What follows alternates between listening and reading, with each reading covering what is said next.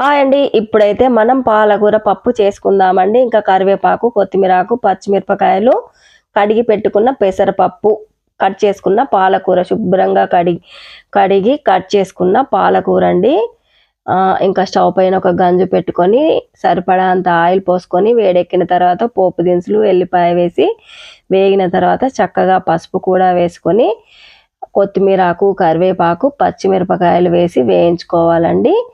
ఇంకా ఇందులో ఇప్పుడు కర్రీకి సరిపడా అంత ఉప్పు వేసుకొని మిరపకాయలు చక్కగా ఫ్రై చేసుకొని ఇంకా పాలకూర, కడిగి పెట్టుకున్న పెసరపప్పు వేసి ఆకుకూర ఉడికేంత వరకు చక్కగా కలుపుతూనే ఉండాలండి. ఇంకా పెసరపప్పు, పాలకూర చక్కగా ఫ్రై అయిన తర్వాత ఇంకా మధ్య మధ్యలో కలుపుతూ చక్కగా ఉడికిపోయేంత వరకు ఉంచి ఇప్పుడు సరిపడా అన్ని వాటర్ పోసుకొని ఉడికిన తర్వాత దించేసుకుంటే కమ్మని పాలకూర పప్పు రెడీ అండి.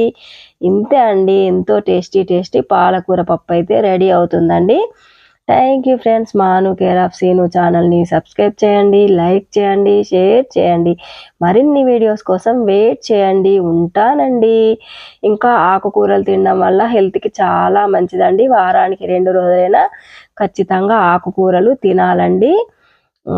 ఇంకా పచ్చిమిరపకాయలు కారంగా ఉంటే కూర కమ్మగా ఉంటుందండి.